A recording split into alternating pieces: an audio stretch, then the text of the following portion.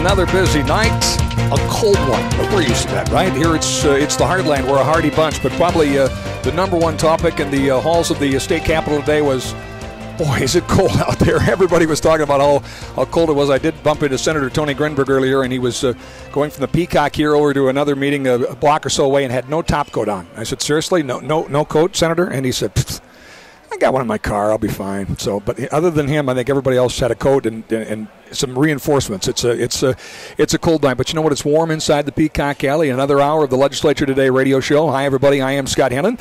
Dale Wetzel, the managing editor of the Great Plains Examiner, which, by the way, the new February edition of the Great Plains Examiner will be hitting newsstands Saturday. So look forward to Saturday. A lot of folks saying, when's it coming? When's it coming? It has a new Capital report in it, which will be a product that will be covering regular, even more so than monthly, the North Dakota legislative session. So look for that as well. And we are coming to you from the Peacock Alley American Grill and Bar. If you're in and around Bismarck-Mandan, join us Monday through Thursday nights here at the Peacock, 422 East Main Avenue, in the historic Peterson building where the legislature actually met once. A few times, actually, over the years. Lots of history here. It's political wing night. Right wings and left wings. 10 fresh chicken wings are only $5, and I know your mouth is drooling. Dale, I apologize for that, since you have to tell us what happened at the legislature today before we have our GNDC roundtable here.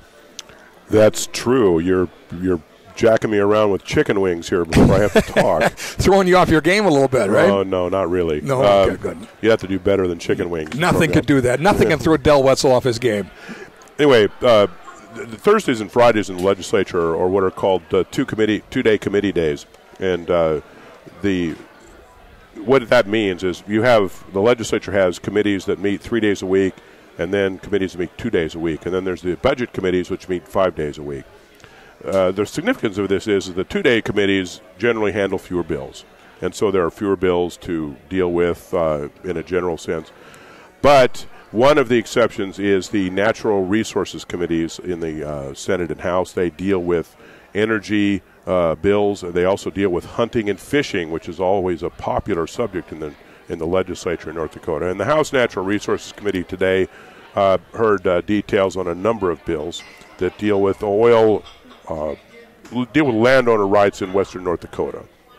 One of them would establish a new oil and gas well plugging and site reclamation fund with a $75 million cap, which would be financed by oil taxes. Another one would require the mediation of disputes between surface and mineral rights owners using a mediation office that is part of the Department of Agriculture. Others are intended to promote oil company readiness to actually drill a rig close to the expiration date of their lease. There's reports about oil companies essentially taking very minimal steps to be able to drill for oil within the term of their lease. You stick a piece of pipe in the ground or something like that, and you do that as a method of preserving your lease. What this bill is intended to do is to make it so that an oil company must be ready to go, basically, before ready to go, meaning ready to drill a well before the lease expires. One of the more important bills would require the installation of flow meters and pressure cutoff switches on gas and liquid transmission lines that aren't regulated by the Public Service Commission. This would hopefully help to speed the detection of breaks in such things as saltwater disposal lines, because if a saltwater disposal line breaks, it can cause a real pollution problem in a hurry. One other bill talked about the minimum distance of a oil well from a home. Right now, you can drill an oil well 500 feet from an occupied home. The bill would extend that distance to a quarter mile, which is 1,320 feet. It's good math on your part. Just to get off the subject of oil landowner rights, there's a bill in the House Political Subdivisions that says local governments may not regulate political signs or on private property 90 days before any election and 30 days after any election, although signs may be limited to 40 square feet in residential areas. That sounds like a honkin' big sign. In House Transportation, there's a bill that would require the Department of Transportation to cooperate with the Department of Homeland Security in coming up with an enhanced driver's license which would meet federal standards for getting you into the country. As I understand it, it would be similar to the passport card that you could now get from the U.S. State Department for the low price of, I believe it's $45. This one would cost you $15, and its purpose would be to, I imagine in North Dakota, the purpose would be if you're in Canada and you want to get back into the country, this specialized license or enhanced license would be able to get you back into the United States, and you'd only have to pay $15 extra to get it. This has to. The last thing I'm going to mention, we're going to be speaking about with our guest this evening. There's a political debate that's gaining a lot of steam about a proposal by the majority Republicans in the legislature to cut oil taxes. What would happen here is that the top oil tax rate in North Dakota would drop from 11.5% to 9.5% beginning in January of 2017. There would also be some changes. It increased some taxes too, right? Yeah, I'm getting to that, Scott. There would also be some changes on what are called stripper wells.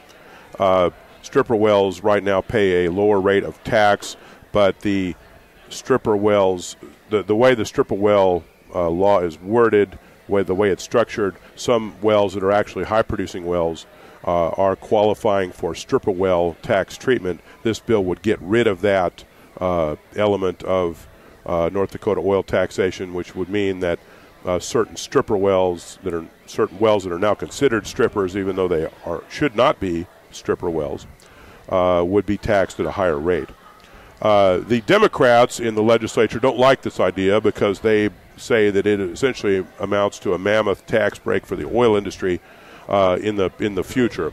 They estimate that from 2017, which is when the lower tax rate takes effect, to 2021, that the state treasury would forego approximately $600 million in those 5 years alone.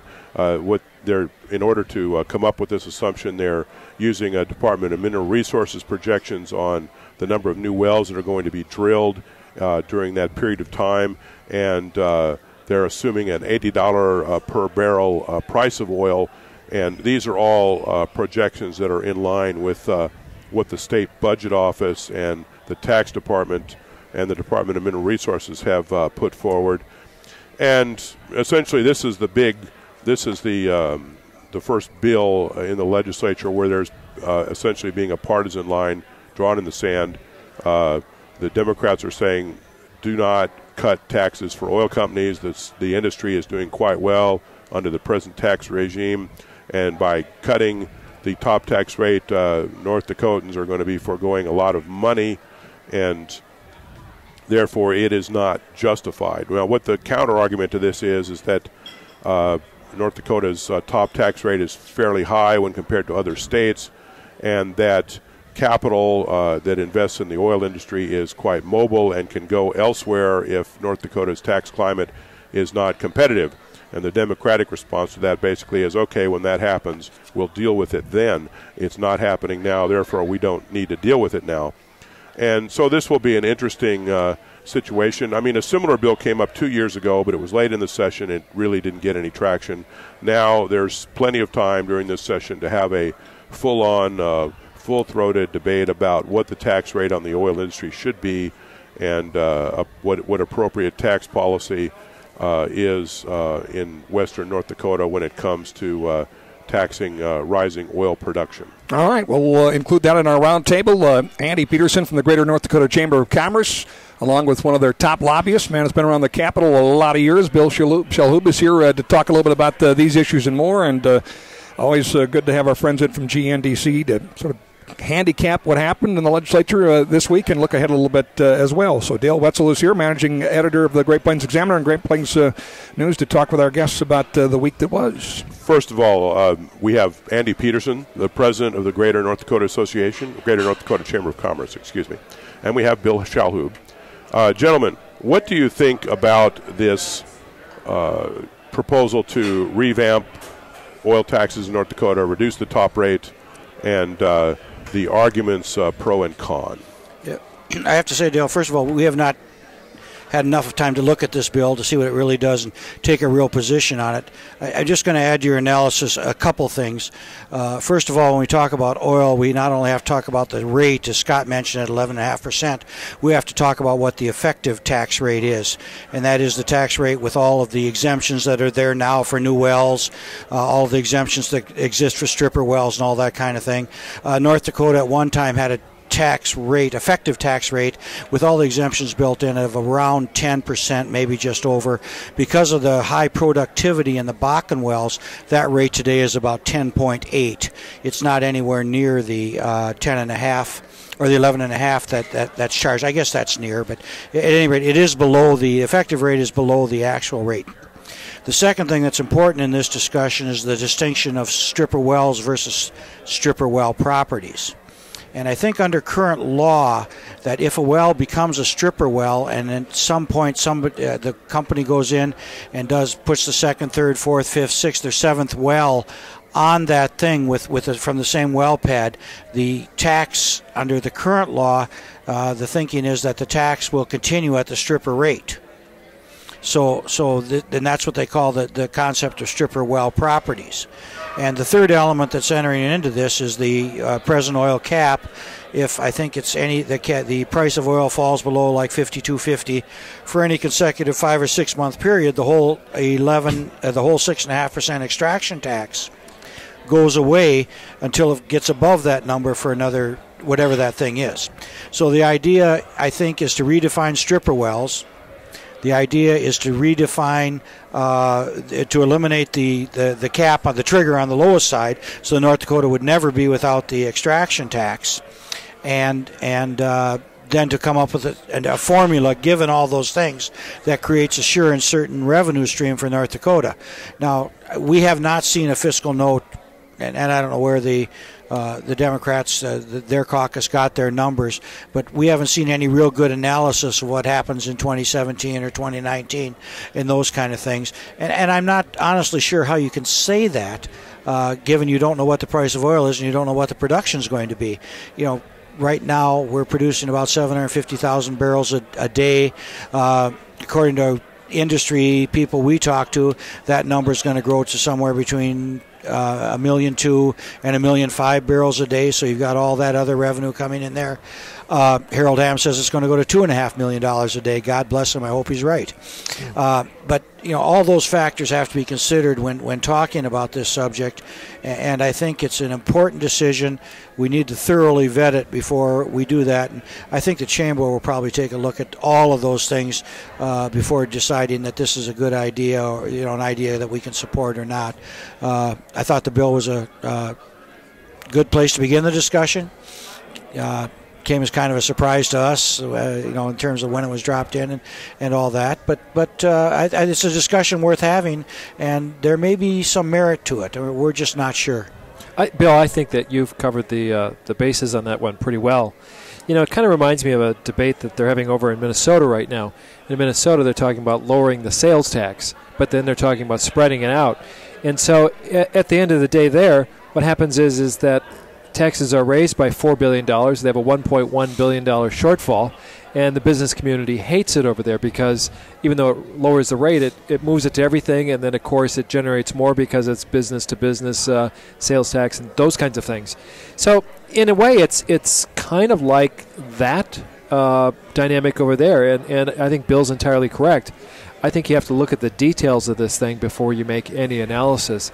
Again, Bill summarized it very nicely, but we've not taken a stand on it yet. I think one thing the Democrats deserve credit for in this press conference today, Mac Schneider, Ken Onstead, Connie Triplett, and Corey Mack were all at the press conference. Corey Mock, sorry. And they talked about the risk of capital flight. Because, sure. The argument that's made on the other side is to say, hey, look, there's other places that have oil and rock, right? And we can pull them out of, and it's an expensive place to do business, so we need to remain competitive. And Max Schneider said over and over and over again, if we see capital being invested in other places because our environment isn't what it is. They reemphasize over and over and over again. They would recognize that they just don't see it as a problem. But I thought that was progress. Well, go ahead. I think we want to get in front of this. If it's going to be a problem, there's I think 3 times as many rigs drilling in Texas roughly, and they're they're doing the same kind of fracturing that we are right now, and their rate is 5%. We heard that today.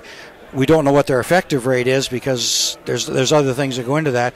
But I think the legislature is going to ask that question. What is the effective rate in each state, and how do we really compare? Let's find out all the taxes that are on oil, not just the excise tax or production tax, and see where we're really at. Right. But I think that's the effective rate for those listening who go, what's the effective rate? That's the rate you actually pay when all the factors are considered. Yeah. Just so that we're clear.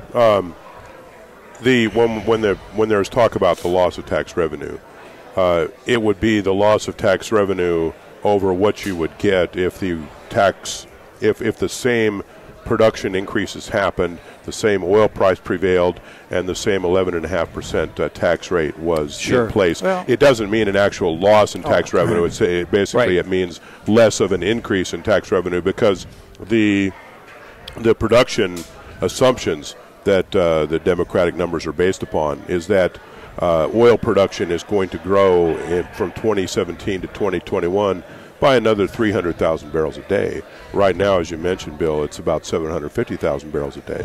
And so we're talking about the assumptions here are that oil production will grow, that prices will stay at about $80 a barrel. I mean, and these are all assumptions. Yeah. And crapshoot of assumptions. Really, when you're talking 2017, right? That's right. Yeah. Well, yes. You're talking about. I mean, oil prices are a crapshoot almost at any time frame. But, I'm sorry. Let's just talk about and I'm not. I'm just playing the devil's advocate here, but about 8 or 10 years ago, oil was producing about 600,000 600 million. Trying to remember the number in taxes, total tax revenue. Anyway, at any rate, this biennium it's about 4.2 billion. Next biennium it's projected to be 5.2 billion. On those numbers, suddenly it might be 10 billion. Okay, if we're producing 10 billion a biennium for you, do you think we can lower our taxes by $300 million? And live and live. Yeah. Provide infrastructure. I'm just playing from the business standpoint because that's what I do in my real life. I'm a businessman. If I had those kind of numbers and we're paying those kind of taxes, and I'm looking for a 0.3 or a percent decrease based on the tremendous volume I'm putting in there, wouldn't you think I might have a slight case to at least consider that? Well, that's a good point, but I think that from a political standpoint, what we're going to be hearing is.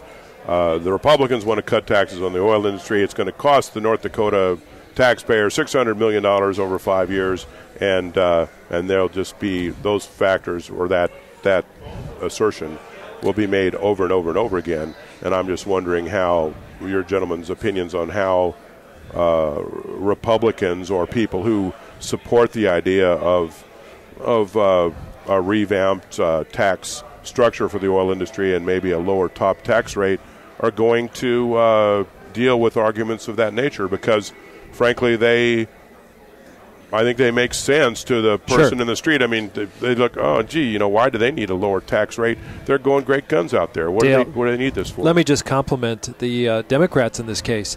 What happens in any political argument is that the person who frames it and gets everyone talking about it in their frame of mind really oftentimes are the winners. And in this case, the Democrats have done an excellent job getting out in front of this argument before the Republicans got out there and really described what their argument is. And so now here, the Republicans are now having to fight from behind a much harder vantage point than the Democrats who've already put a stake in the sand. So again, to your point, I think it's going to be difficult to make this argument going forward just because the Democrats have been fairly effective. And there's also the idea of a January 2017 beginning time. I mean, would this actually slow down production in North Dakota? Because is the oil industry going to, if this were to pass, would the oil industry look into the future and say, well, there's no need to really ramp up production in North Dakota.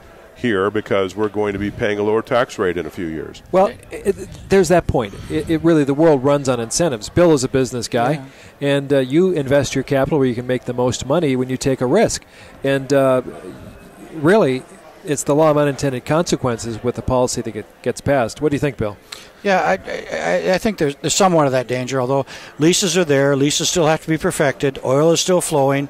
If I can make a profit, because we all know that, businessmen, no one apologizes for it. We're here to make a profit. If I can make a profit, and I can be profitable in this operation, I'm going to continue here. And it's when I can't make a profit that. And the problem with the idea is we'll face it when the problem comes. The problem may come, we may get way behind, then we're going to have to ramp up all over again, convince people to come here with even more incentives in order to keep going again. That stopping and starting is not good. In North Dakota, one of the, as a matter of fact, a Democrat, Joe Satram, was the original tourism director when I got here. And he told me one of the first things, he said, let me tell you about North Dakota, you either grow or die. If we're not going to grow, and we're not going to grow our industry, maybe it will start to fall off and die, and to resurrect it is a much tougher job. We have about a minute left, Dale, if we want to toss any other topics. Or what else are you all following this week? What do you think is worth talking about? Oh, there is a massive amount of tax proposals. We can't hardly even get into that in a minute, but we're waiting for those to shake out a little bit to see what happens with tax reform. We've had some discussions with different folks, and we've said, listen, we've got to get to the property tax. We're looking at the vehicle to get there on property tax reform. So those are the kind of things that we've been following, and I think time. Is there a particular bill that you're favoring at this point? Well, we've got some numbers in mind more than the bill, Dale. When we entered this session, we thought that in terms of property tax relief, $540 million was the minimum. And then $260 million in income tax reliefs. So we were looking at a minimum of an $800 million package, out to the folks in North Dakota. The idea was to show substantial, because we were such activists against Measure 2, to show that we could deliver substantial tax relief in the session. So those are more than a bill. Those are the numbers we're trying to get in there. We're trying to get people to talk about somewhere around a package of $800 million as a minimum going out to the taxpayers. The gentleman you've been listening to is Bill Shalhoob. He's a lobbyist for the Greater North Dakota Chamber of Commerce. We've also been talking to Andy Peterson, who's the president of the Greater North Dakota Chamber of Commerce. And they join us every week for a handicap on what's happening in the state legislature. Gentlemen, thanks a ton. Thanks for being here. Thank you. Appreciate it very much. We'll take a break, come back with more of the North Dakota Legislature Today radio show live on 550 K-Fire, AM 1100 The Flag in the Red River Valley, and AM Talk Radio 1090 in the Bakken as well. Talking about seatbelt enforcement next up on the Legislature Today radio show. We are live and direct to the Peacock Alley American Grill and Bar, the home of the Legislature Today radio show, Monday through Thursday nights. And always invite you to stop on by and see us at the Peacock Alley. It is political wing night. They have right wings and they have left wings. And they're both chicken wings. I think the left wings are winning, as I understand it. They actually keep count. Oh, they do? Yeah, this is a real political battle. Yeah, and the right wings are breaded. They're clothed. And the left wings they call them naked wings. I'd never heard the term naked wings before, but it means they're not breaded. Well, that might be the source of the victory there, as most folks maybe these days are favoring naked wings, things that are not breaded. Well, in this weather, that's odd, don't you think? I mean, Gary Emineth, who is not a left-winger, is ordering left wings. So you think the count is skewed? In other words, people are not going with their political alliance when they're ordering their wings. They're going what they prefer as a... They're going with what they believe is the healthier option of the two, and that would be the naked wings. I see. Therefore, we really can't glean anything out of who's winning that battle. It's also the more salacious option of the two, the naked wings versus the ones without any, with clothing. Some of the famous wing places, they have wing nights, and they don't have as good a deal as this. 10 fresh chicken wings, whether you want the left or the right, the breaded or the naked. $5. 10 of the wings for $5, and people are raving about them. So I encourage you to come on down and try them out at the Peacock Alley American Grill and Bar. We do thank them for being a sponsor of this program. We thank all our sponsors: North Dakota Association of Oil and Gas Producing Counties, Credit Union Association of the Dakotas, University of Mary, North Dakota's Corn, Soybean, Grain, and Ethanol Growers Associations, and as well as Touchstone Energy Cooperatives, including the North Dakota Rural Electric Cooperatives Associations, their members, Minnesota Power and Great River Energy, North Dakota Chapter of Concerned Women for America, Expressway Inn and Suites, Peacock Alley Grill and Bar. 2 new sponsors we welcome. The Northwest Landowners Association will be joining us next week. And on Saturday, the North Dakota Farm Bureau Hour will debut. We do that Saturdays from 10 until noon on these very radio stations. Sounds very interesting, doesn't it? The North Dakota Farm Bureau Hour. There you go, exactly. Kind of almost like I don't know what. Something that might go down in broadcasting history a few years from now. Who knows? Well, anyway, let's get rolling with another half hour of our program. We have 3 guests, 2 of them with us here at the Peacock Alley and 1 on the phone. And the managing editor for Great Plains Examiner and Great Plains News, Dale Wetzel's here to introduce the guests and the topic. We have with us here in the Peacock Alley balcony, we have Representative Mark Owens. He's a Republican from Grand Forks. He is the primary sponsor of a bill that's come up in the legislature before. It has not been successful. It would essentially make the North Dakota seatbelt law into a primary enforcement law. In other words, if the police see you not wearing your seatbelt, they can pull you over. The way the law functions at present, the police have to see you doing something else wrong before they can pull you over. That's called a secondary enforcement law. North Dakota is one of, I believe, a shrinking number of states that does have a secondary enforcement law. We also have Jamestown Representative Jessica Hake. She's a new member. She represents District 12 from Jamestown, and she is a co-sponsor of this primary enforcement seatbelt bill. And on the telephone, we have Mr. John Gosby, who is the Sioux County State's Attorney.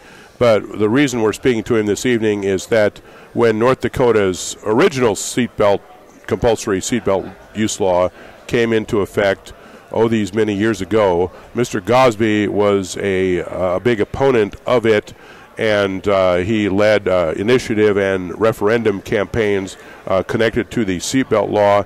And since then, he has been an opponent of the primary enforcement law.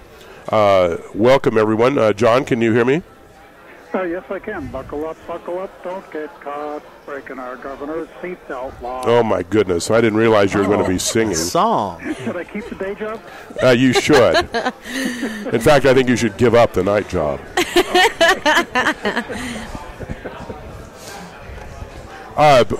Representative Owens, why is it that you're bringing this bill forward? Well, my primary concern actually started back in 2007 when this bill was before the legislature.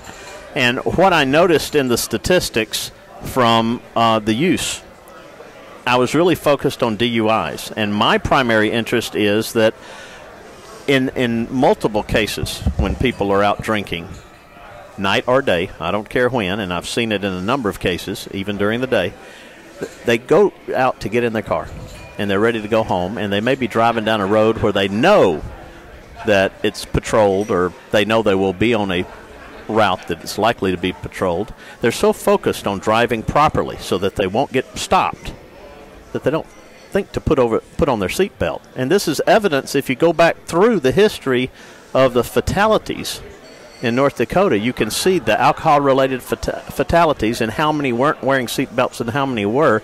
There's actual statistics there. And the reason I'm focused on that part is if we give our law enforcement agencies, as they see someone not wearing the seatbelt, but everything else is temporarily okay as they pass them and they can't pull them over as a secondary, and yet they get down a couple of miles at an intersection and they crash into somebody and kill them.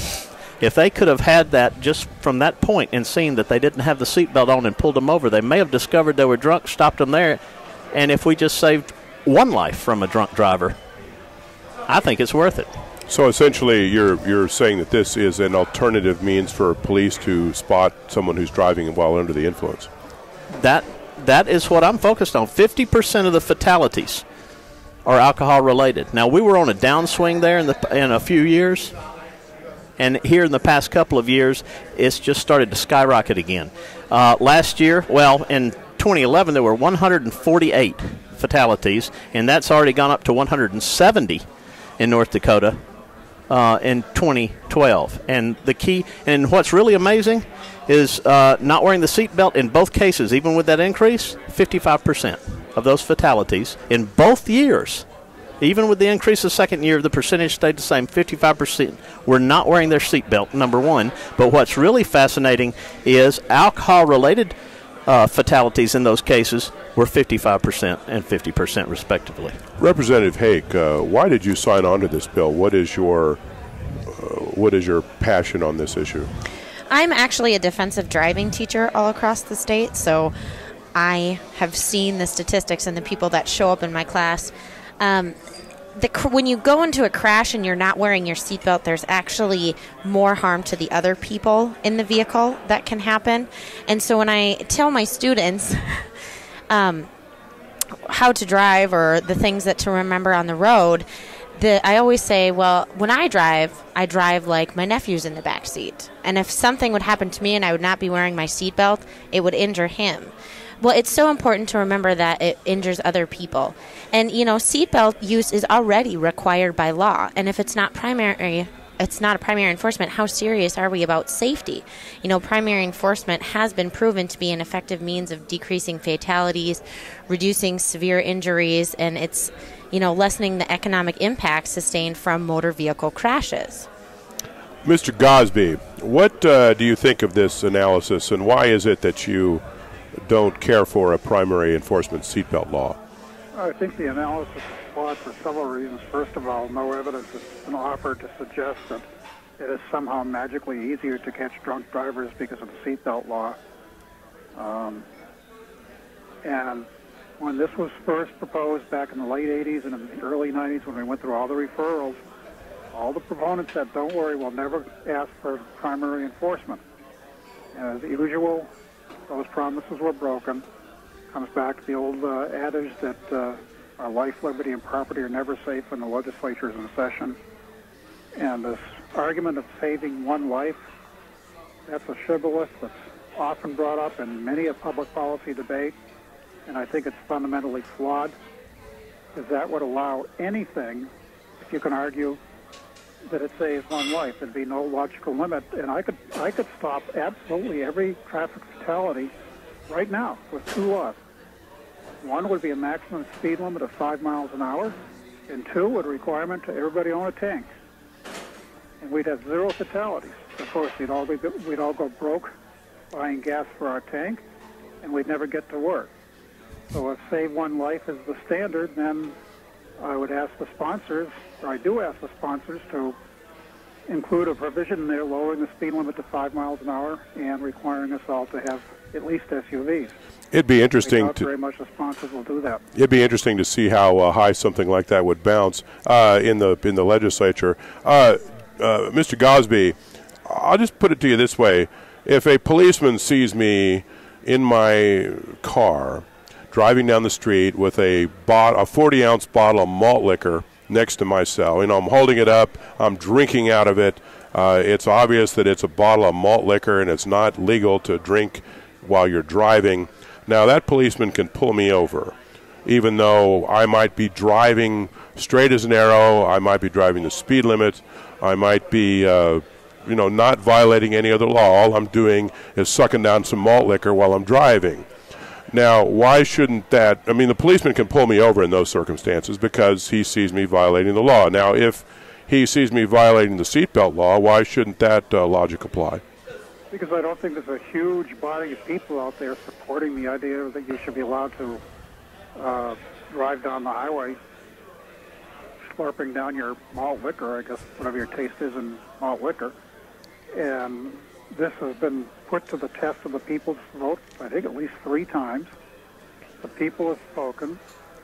I've won some of those battles, and on my side has lost some of the battles. And the compromise the people have reached is the law we have now, and I think that should be respected. I think the legislature has a duty to respect the sovereign, which is the people, not the legislature. Representative Owens, what about the idea that, do you really have any data that suggests that if we have a primary seatbelt law that it might be easier to detect drunken driving? Well, no, I don't. Other than what I have heard from law enforcement personnel, I don't have any, statistical data necessarily. There hasn't been any studies that I'm aware of on that. But at the same time, I'm interested by the aspect of one life is not good enough to warrant, saving. I can't help but remember walking across this bridge in the middle of the day, early morning, and there was this pickup truck sitting there and a man standing beside the pickup truck. And this is on a very long, narrow bridge when I was growing up. And the gentleman standing beside the pickup truck, I noticed that his engine of the pickup truck was in the passenger seat. And down the road from him was a station wagon with 4 people in it, but the front end was crushed. And what had happened is, on that bridge, he had slammed into him. But he's standing there asking me where his keys are because he needs to get in his truck and go home. He was so drunk he didn't recognize the damage that he had done, and those 4 people were dead. Mm-hmm. Now, I realize that there's no guarantee that he would have been picked up in this case. All I'm saying is here, day in and day out, I am a very huge opponent of individual liberties, but that liberty for an individual, in my opinion, ends when actions you take can threaten my liberty. And that's the way I feel this possible can happen. And if this gives them the opportunity to, as they're seeing a car approach, and I've talked to a number of them, in this day and age it's very, very easy to tell if you're wearing a seatbelt in a car. Sure, at night it's a little more difficult, but not on lighted roads in town, not during the daytime. It's very easy for them to see it. They recognize it many times. They, being the law enforcement agencies, have told me this. And if they pull over that one person and avoid that accident, I personally think it's worth it. And all I'm doing is asking people to come in, testify at the hearing, and I invite him to come in and testify as well. And we'll let the legislature decide. And if the people don't want it, we'll hear from them again. Does it infringe upon your liberty for me to drive down the street without a seatbelt on? No, it does not. Well, I was just you were making a liberty infringement argument there for a moment. At least I thought that was what it was. And I was referring to drinking. Okay. And because the majority of these alcoholics get in their car and they're so focused, like I said, on driving that they don't wear seatbelts, that's an opportunity that they're affording us to catch them. Ms. Hake, Representative Hake, to what extent do you think a primary seatbelt enforcement law will encourage the wearing of seatbelts? I think it will have a significant impact on it. We've got some statistics here that 71% of North Dakota residents actually support a primary seatbelt law, and that's from 2012 AAA survey. And in 2011, it is estimated seatbelts saved 45 lives in North Dakota. Well, 100% seatbelt use in these types of crashes could have saved an additional 32 lives. So it will change behavior. And if you think about times way before they had seatbelts in the car, before I was born, long before I was born, and they didn't use the seatbelts, and now with the airbags and the seatbelt usage, the more advanced we get into this, the better we are at saving people's lives. And there's nearly 1 in 4 North Dakotans, sitting around at this table, that are not buckling up. So, like I said, there are statistics to prove that wearing your seatbelt makes a difference. Mr. Gosby, is a primary seatbelt law really that much of an infringement on individual liberty? Well, first of all, Dale, I have to confess to being old enough to remember cars without seatbelts. So I'm wondering if we're getting a little ageism here. But seriously, yes, I think it is an infringement because, as a fundamental philosophy of government, I believe that the government that does best is the one that does the least. There is never any end to basically the hard thing to fight is the feeling of virtue that proponents of things like this have, because they're almost offended that anybody opposes them. Now, the sponsor admits there's no statistical study. To me, that's an admission of a party opponent, that there's no evidence in support of the idea. I don't understand what the guy on the bridge has to do with it. If I understood the date correctly, it probably predates seatbelts. And nothing was said about whether he was wearing a seatbelt. So I'm not sure what that had to do with anything. And where do we draw the line? There's just no end to this thing. In New York City, they're literally drawing the line at the size of drinks you buy at the store. And they're actually talking about, way back when we first had this thing, some guy sent me a bag of potato chips with all the chips crushed, because I had made the comment that they were going to regulate potato chips and how much we can eat. Well, we're there, if you're in New York City. So it never ends, and we have to stop it. Do you have... The compromise the people made was the one we have. It's gone to the voters at least 3 times, if I recall correctly. Why doesn't the legislature respect the voters? Well, Dale, let me just say that that accident I was describing didn't predate seatbelts, but I am with you, and I do predate seatbelts. So I do remember that as well. And he was not wearing it, so I'm in the same boat as you as far as the number of years been driving with and without seatbelts. Glad to hear that, sir. Nice to know there are a few of us geezers around still. Representative Owens, what is your opinion of the prospects for this bill? I mean, this bill's been up a number of times. It's been defeated. Do you think that the prospects for it are any greater or less than before? I'll be honest with you. I think right now it has a 50-50 chance. I think this bill has a possibility. It's by no means a sure thing, but I think based on AAA survey and the stats and quite frankly approaching this from the standpoint of, I have to be honest with you, it's strictly my interest in trying to reduce the number of DUIs and certainly the deaths associated with DUI drivers. That's my focus on this personally, and I believe, I don't think it's definitely going to crash and burn, but then again, I don't have any assurances that this thing's going to pass. And even if it passes, even if it gets through the House hearing tomorrow and passes on the House floor, we've got a Senate hearing, we've got a Senate vote, and if it were to pass there and they changed anything, then we're talking conference committee. This thing's got a long way to go. Which do you think is going to be the more difficult chamber to get through, the House or the Senate? I do not know. I could not honestly guesstimate that right now for you. Representative Hake, you're one of a group of new freshman legislators, and you're also much younger than the average legislator. We have a very interesting group of new young freshman legislators in the Capitol this year, and that's quite refreshing to see. What do you think is the attitude amongst your peer group about something like this? Do they view it as an infringement on liberty, or do they care about it? I've talked to quite a few of them, and from both parties, and I'm getting sort of a mix, but there's probably more support for it among this age group than there would be of people who are among the average age of legislators. And I think that's because we grew up learning the importance of seatbelts, and we didn't grow up in that era where you debated if we should have seatbelts, and then seatbelts are in the car, and then do we have to use them. We grew up sort of in that, kind of like we grew up with smoking is bad and nobody smokes, and none of us do that anymore. So yeah, I would say that there's probably a little bit more support among the younger caucus. Mr. Gosby, if this were to make it through the legislature, do we have another referendum in our future? Wow. I'll have to speak to the guy in charge of the referendum regency to see about that. I hope not. I've got better things to do with my time than go out and get 13,000 signatures.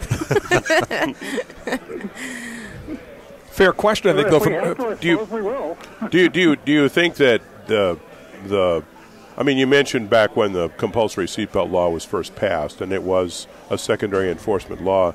Do you think that the public sentiment in favor of or against a primary seatbelt law has changed at all? Do you think that people would be more accepting of a primary enforcement law than they were 20 years ago? I haven't conducted a formal survey. Anecdotally, I'd say the answer is no, but obviously that's not a reliable statistic. I wanted to piggyback on your question, Dale, though, just to ask John, if it did pass, if this legislation ultimately passed, are you saying you would go through the effort of gathering the signatures and try to get this question before North Dakota voters? I'd give it very serious thought. Obviously, it would take, I've done enough of these. I know you need an awful lot of people involved. People have to be irritated enough to put the work in, and always tell people you've got to have a budget of, probably 30, one-third, take the number 650, divide by 3, and that's how many circulator hours you need. Does that matter, Representative Owens or Hake? When you're debating something, the potential threat that it might ultimately go to voters? No, the voters, the initiative referendum in the state of North Dakota, not all states have that. That is pure democracy.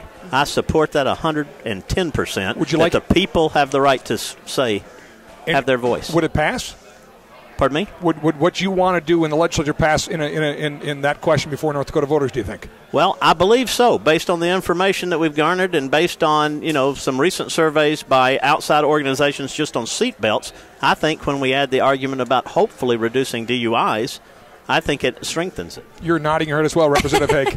Yes, I think it would pass. Interesting. All right. You can't see me. I'm shaking my head.